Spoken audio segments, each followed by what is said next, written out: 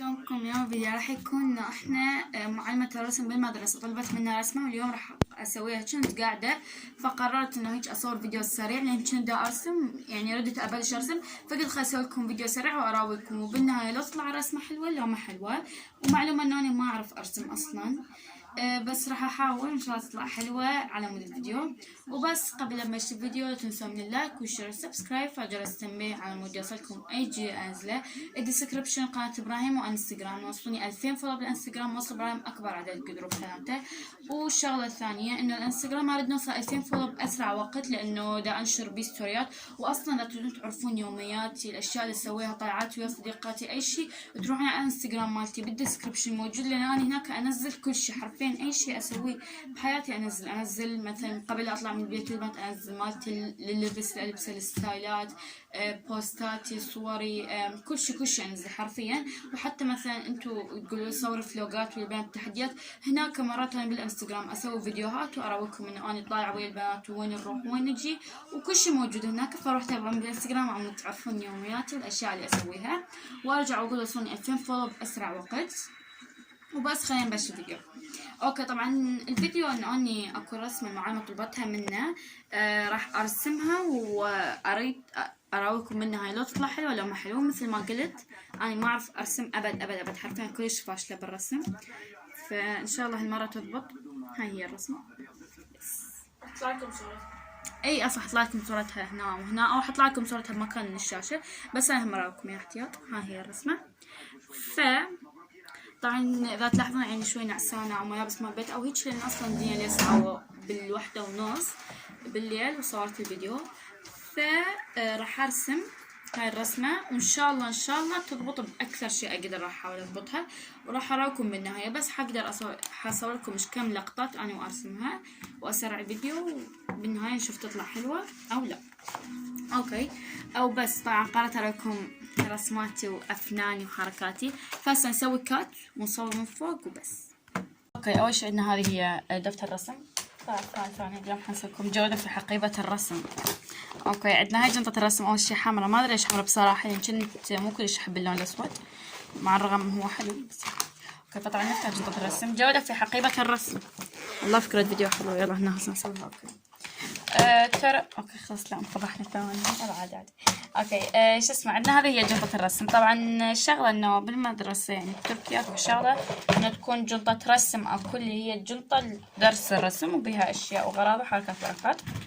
هذه هي جنطة الرسم الخاصة بي، ما ادري شنو جنطة الرسمات. اوكي، هنا عندنا قطن خلاص على الوان باستيل. اوكي، طبعا دفتر نرسم لانه هذا جديد وهذا مال هذيك السنه. المعلمه قالت تجيبوا لي على مود الدرجات، يعني تشوف رسمنا مال هذيك السنه متقارنه، لان اخاف اكو احد يرسم لنا وهي ما تترك كل رسمات ابوي يرسم اياها.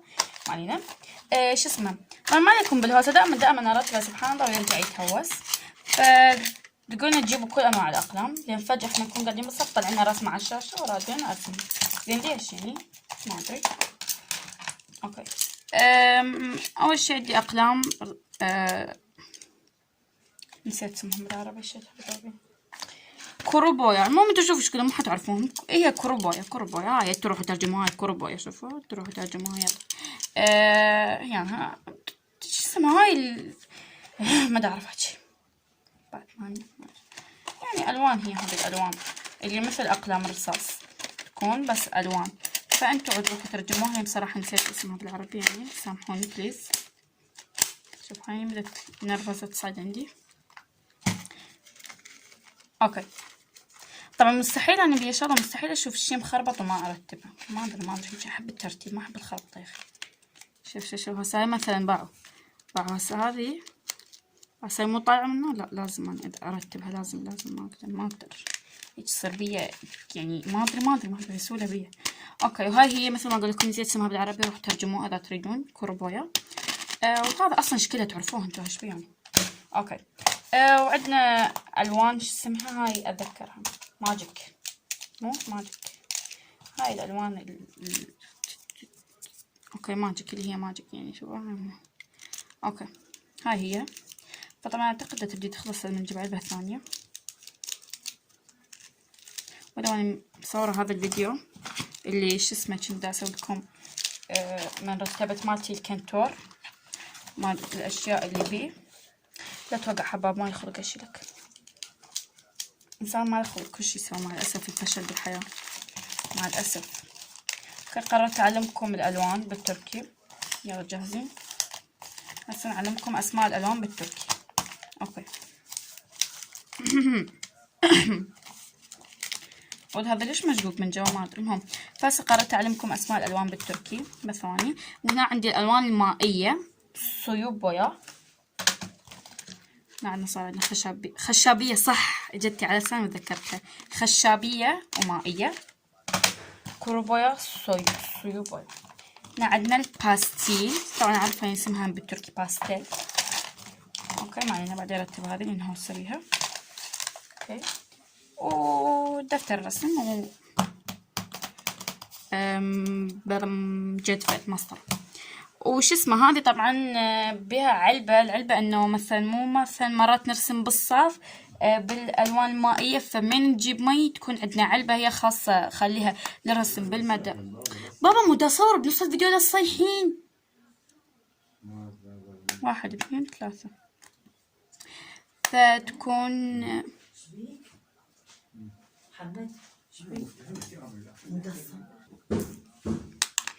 اوكي نكمل.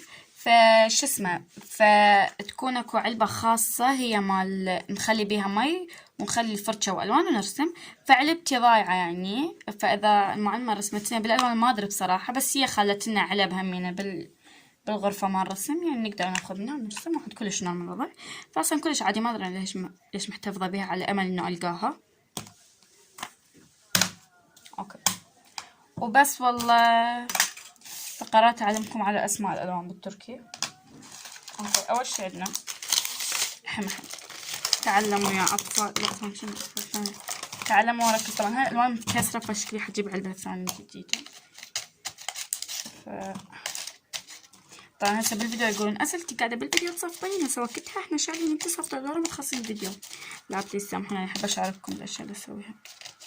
الله كلمة حلوة هاي مال اشارككم، ترى كلمات قوية. هسه ليش ارتبهم من مكسرات وراح اجيب جدة ثانية يعني؟ والله ما قوي. عادي الترتيب حلو. تدرون شنو الشي اللي اضوج منه؟ مثلا الواحد يكون مخربط. ليش؟ اوكي كلون زايد ثاني. ها الابيض. ليش يعني واحد مخربط يكون؟ يعني ليش؟ يعني الواحد يقنعني شنو الفائدة من انت تكون مخربط وما مرتب؟ أول شي مقنع. يلا مكسرات هذا اصلا هاي العلبة كلها حذبها عنها هاي. اوكي خليها بعدين عاد اذبها. اوكي يلا جاهزين تتعلمون؟ بس ركزوا لان صدق حعلمكم يعني صدق يعني قررت اصير مدرسة للغة التركية. اوكي.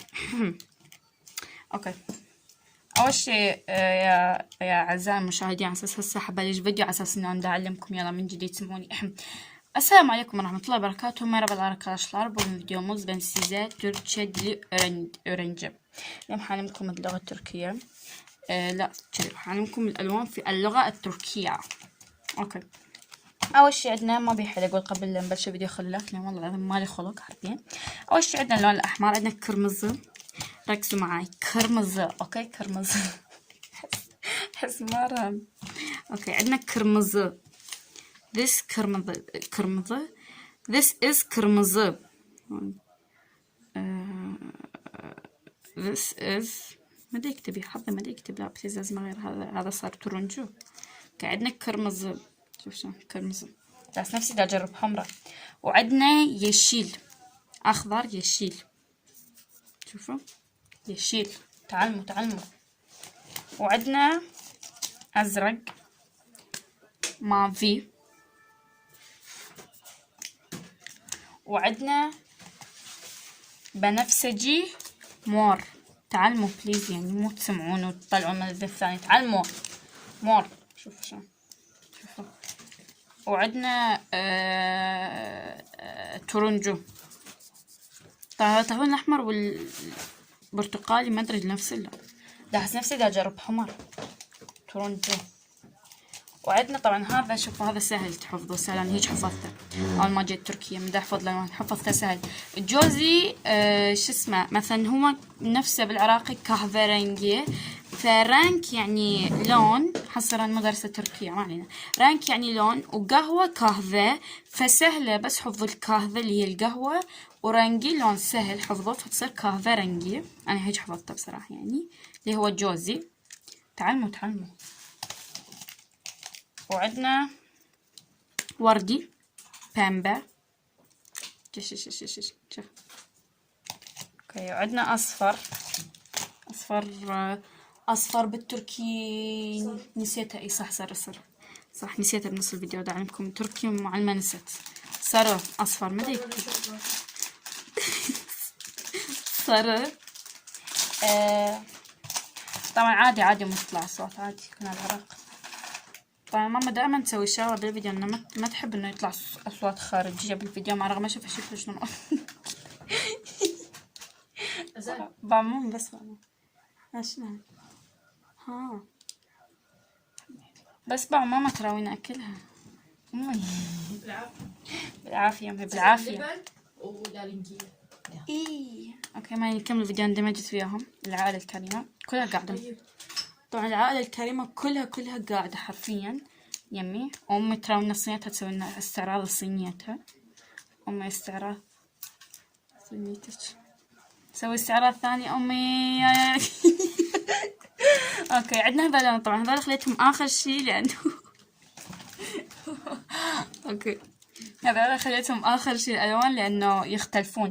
شوفوا هسه مو قلت لكم الوردي بامبا، لا تصدقوا ولا تعلموا. مو قلت لكم الوردي بامبا، فعندنا هذا هم وردي بس وردي طوخ، يعني نقوله كرو بامبا لانه كرو يعني طوخ بالتركي، فنقوله كرو بامبا. شوفوا هذا. وعندنا شو اسمه الماضي اللي هو الازرق. هذا الماضي الازرق شو اسمه طوخ. هذا الفاتح يسموه اتشك ماضي، يعني ازرق فاتح، يعني فاتح يعني اتشك يعني افتح فيكون فاتح.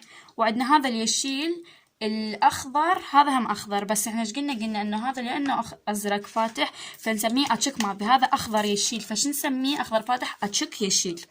سهله اللغه التركيه ايزي جيم، بس هيك ركزوا فهنا عندنا الالوان جميعها وتجمعتها.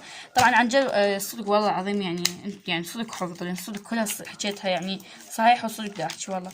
فمن تكون مثلا اكو لون فاتح، مثلا اخضر فاتح، ازرق فاتح، وردي فاتح، اي شيء فاتح، اي لون فاتح تبقوا نفس اللون بس تقولون بالتركي كلمة فاتح اللي هي اتشك ماضي، اتشك يشيل، اتشك بامبا، هيك.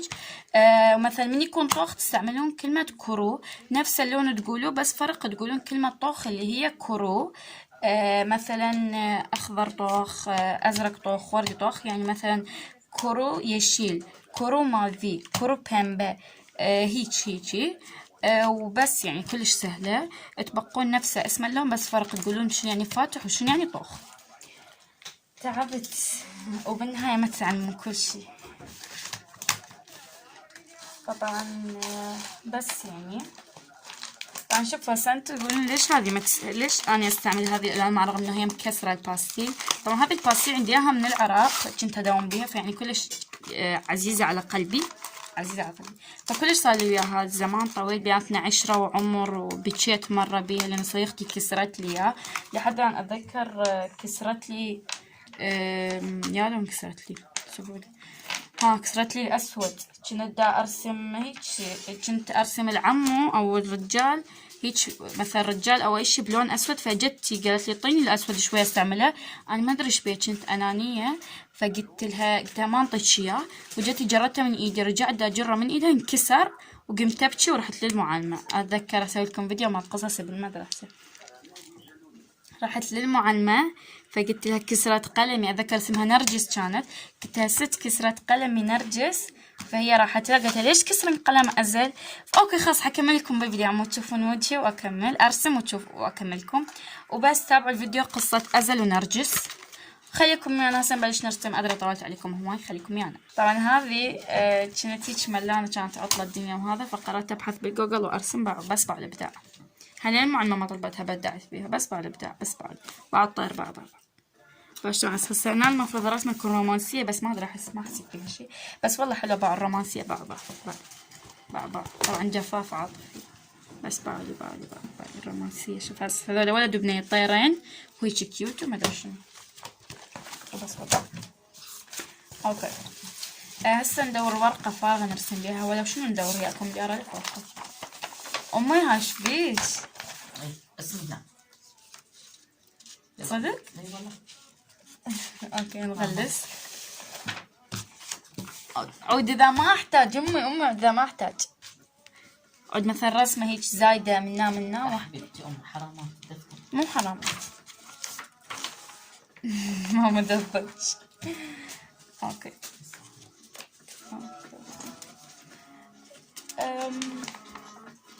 طبعا حنين نطلع اصداع شنو؟ اصداء الملاعب. اصداع الملاعب. اصداء الله دا اقول اصداع. اصداء الملاعب مال مصطفى الآغا. اوكي اندمجت. فحنرسم هنا طبعا ما كانت تعطيني درجات يباعوا كتبت التاريخ. اوكي نرسم هنا.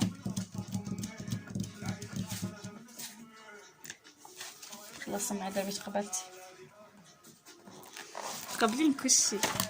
انتي خوش انتي جيدة ناجحة. وعندها قيم ماما صارها 20 سنة.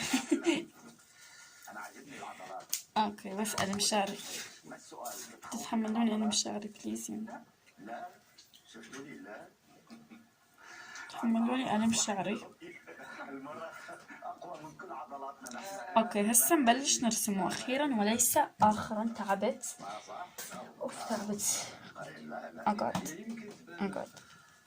فهسه نجيب التليفون الجميل طبعا، بس ما ادري بيا الوان نخليها من يانا الوان. ما سألت المعلمة اعتقد طبعا اني مبينة. لا هلا اني ذا مبينة.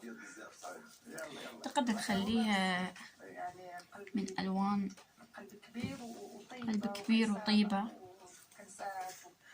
طبعا هذه هي رسمة راوتكم اياها مليار و567 ألف مرة. الله اكو قناة احبها بالسناب منزلة فيديو مالي. طبعا كل شي يسووه اليوتيوبرز يسوون فكرة فيديو انه جولة بتليفوني يراو المحادثات مال التليفون والفضايح كلها، بس طبعا اكيد لا احنا ما نسوي لان هذا اشياء خاصة. عزة مستحيل اراكم المحادثة ويا جماعتي ويا اصدقائي وصديقاتي. تخيلي اراكم اياها. عزة ننفضح. اوكي طبعا انا اقول ننفضح وما ادري شنو، وماما قدامي بحس ماما صافنة علي تخزرني. شوف ايش بيه التليفون عادي. اذا تليفونكم بيرمز كل شي امن. امي تعرف الرمز مال التليفون. ماما تعرف رمز تليفوني عادي. انا امي بيناتنا ميانة مو صح امي؟ لا. اي امي فشلتيني. هلا باللي يحكي كلمة وينسى كلمة. طبعا قررت اصير مغنية. لا حرام. اوكي هسه نبلش. اول شي حبلش خلينا نقولهم بالعربي عرموطة. هذه ما ادري شو بالضبط. برتقالة هذه شنو هي؟ برتقالة اي لارنجيل او برتقال. برتقالة. انا اشتريت لارنجيل. وهنا عندنا تفاحية صراحة، بس حاولت اسويها بالمدرسة ما صارت. بس انا مشكلتي المعلمة مو مشكلتي. اوكي هسه نسوي اعتقد نبلش بالخط. طبعا لا حد يضحك لان اني فاشلة جدا جدا جدا بالرسم. فهسه نسوي اول خط. خط عوج. عادي بس اسمه ما يحتاج مسطرة. خلي الشيء مو طبيعي. هو ميز. اوكي ميز. بس احنا ميزنا اعوج امي. خلاص لا حبس. طبعا بس بعمل مساحتي خضارات طبعا ماما ما تحب شغله انه مثلا احنا ناخذ شيء او قلم او مساحه او مقططه من غيرنا واحنا عندنا، او مثلا ما تحب قلم يكون ناقص مو كامل. لازم القلم تريده هيك. تخيلوا يعني انا قلمي اذا شويه كان هيك نص واصل من القط لازم تريده هيك القلم طبعا. هيك لو ناخذه هيك لو ما تروحون للمدرسه. فاحنا شو نسوي؟ احنا نقول لها ما عندنا قلم حتى ما نروح للمدرسه. بس بقى هاي ماما مساحه. امي شوفي مساحتي. ترى تتنمر. طبعا أمي متنمرة جدا. عيب أمي، عيب تتنمري على بنتك، هاي عوداني بنتك. اوكي ماذا توقف الرسمة. فخلاص انتو اني هسه حسولف لكم اشياء حتى ما تملون، واذا خلصت سوالفي ادخل لكم اغنية وانتو كملوا بعد اسرع الفيديو. اوكي. سالفة نرجس. طبعا سالفة القلم الباستيل الاسود ونرجس، السالفة انه احنا كنا رابع ابتدائي، لان انا جيت تركيا خامس ابتدائي، لا رابع، كنت كورس بتركيا، رابع جيت مو اي، ثالث ابتدائي كنا، لو ثالث ابتدائي لا ثالث القصة صارت اي ثالث ابتدائي كنا. فبالصف اكو وحدة اعرفها بالصف، المدرسة طبعا مختلطة بس صفنا ما مختلط، الصفوف ما مختلطة بس المدرسة بشكل عام مختلطة. فكان اي واحد يسوي وكاحة منا بالصف قبل معلمة تحدد تقول له دزك الصف الولد، مع رغم ما اشوف مو شغلة عيب عادي يعني، بس هم يشوفوا هالشي او ماي جاد اذا دز الصف الولد، وما بي شي، مجرد قاعدكم اخرح لك هالكلب وانتو حدكم تبعنا القصة. نشاط. اوكي اول شي خلينا نسوي الخط لان ما اعرف ارسم هالشي. وحاليا شوفوا عدل.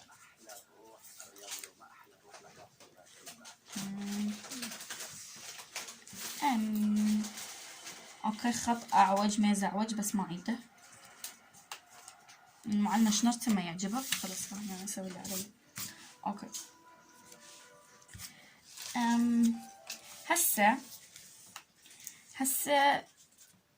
اوكي هسه نشوف شلون راح نسوي الرسمة. اوكي اول شي قررت ابلش بالبرتقالة بكونها اسهل شي بالعالم. فطبعا البرتقالة هتكون هيجي تنبين عندكم البرتقالة هتكون هيجي، مو لو لازقة بالميز لا طش.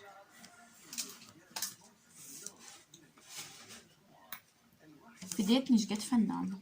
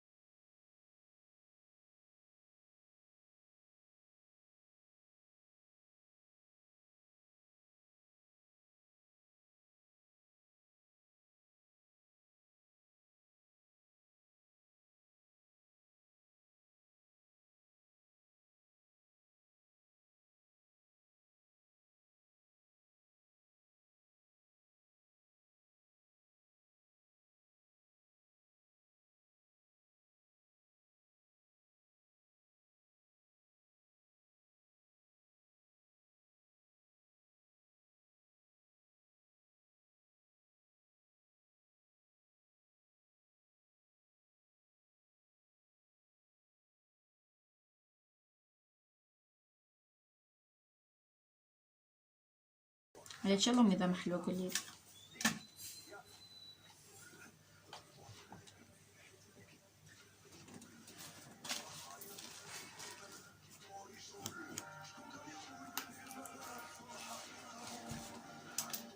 شلون مبينة بالتصوير امي؟ شوفي لي هيك رفعي راسك او شلون، شوفي لي شلون مبينة حلوة جميلة. شلون شو مبين راسي؟ بس ايدك. اي الحمد لله. وبس طبعا هاي السالفة. اوكي طبعا خلاص فهمتوا انا شو اريد ارسم، مو فهمتوا دا احاول ارسم هذه، فبما انه ما تضبط عندي فراح ارسمها وارجع لكم وبس. احم هي زي غادة استعجلي. ماما اوكي طبعا صار ساعدة احاول اسوي البرتقالة، وهاي هي النتيجة النهائية اللي صارت وياي. فانا قاعدة احاول ازامل شوفها بس شوفي لي البرتقالة. شو البرتقالة هاي؟ شو البرتقالة بس بقى ايش ده؟ شو البرتقالة بس بعد فرق مع الصورة وبع مالتي. ترى ماكو اي شبع اصلا بيهم. المهم حاولنا محاولة هي سر النجاح. هاي هي برتقالتي الجميلة. هسه راح ارسم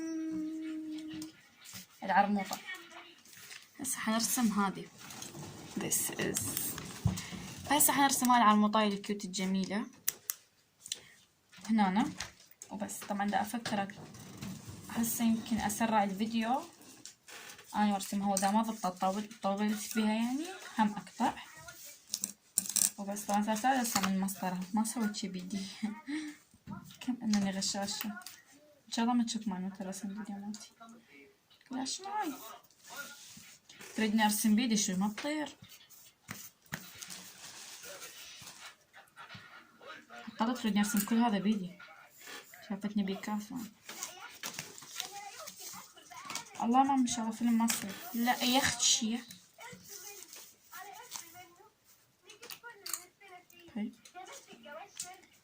الجواز شركة. شو بيهم كلمة يا بتعود؟ شو بيقولوا هاي؟ ليش هيك صارت؟ او ماي جاد سمينة عزام ليش هيك فاشلة بالرسم؟ لا لا الفشل. طبعا انا واحدة بس صرت ارسم رسم ينن. ارماك جيك اسمها ارماك.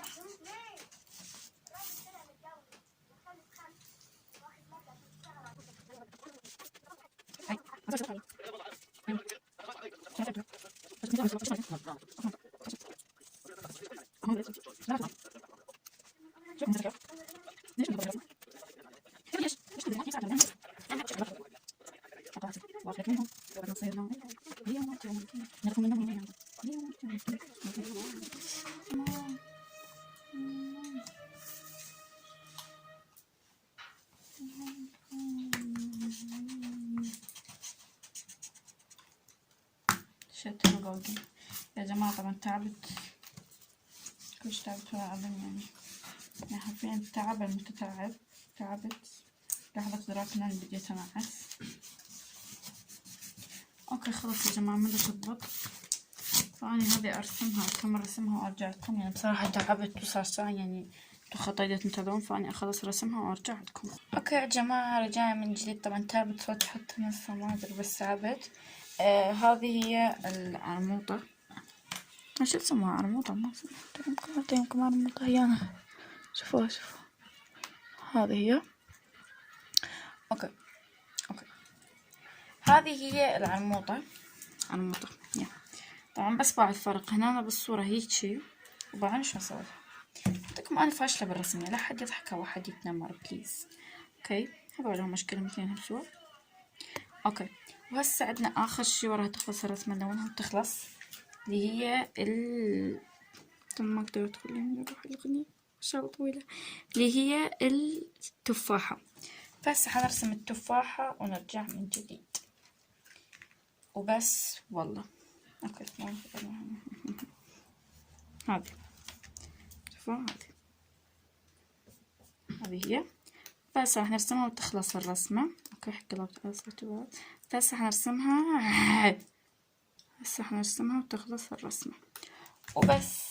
ارسمها وارجع لكم. اوكي هسه رجعنا. طبعا خلصت التفاحة. شوفوا الرسمة شلون صارت. انا احاول طبعا يا اخي مشكلتي ما اعرف ارسم. مشكلتي بنية فاشلة يعني بالرسم. شوفوا هذه هي رسمة النهاية. هيك صارت الورقة كلها فارغة. ما ادري مالت الرسمة ايش تحس بصراحة. فهذه هي الرسمة. هذه التفاحية يعني هذه. وهسه راح الونها. شوفوا سويت الميس كملته كله.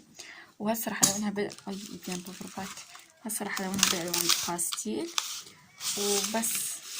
يا نلونها ونرجع لكم. رجعنا من جديد. طبعا تشوفون بظلي هذا ظلي. شوف كنت اسويها هيك ثواني أو بعد صارت كلها عادي. بس عشان أعلمكم على الألوان. أوكي. هذه هي الورقة النهاية. بصراحة ما عندي شي أقول، لأن تعبت صدق تعبت، وما أدري إذا مبين عليكم أو منتبهين إنه أنا واقفة حاليا، عارفين تعبت كلش. وهذه هي نهاية الورقة، وهذه اوكي. ماكو اي نقطة شبه. قلت لكم انا فاشلة بالرسم من بداية الفيديو، فبعد لحد يلومني. وبس هاي هي النهاية. اتمنى تكون عجبتكم وحبيتوها. انا بصراحة ما عجبتني، انتو شنو وضعكم ما ادري. بس لما وصلت الفيديو لا تنسونا من اللايك والشير والسبسكرايب، فعل جرس التنبيه عم يوصلكم اي شي جديد انزله. الديسكربشن قناة ابراهيم انستغرام، وصلوني 2000 فولو بالانستغرام، وصل ابراهيم اكبر عدد كل المتابعين. باي باي.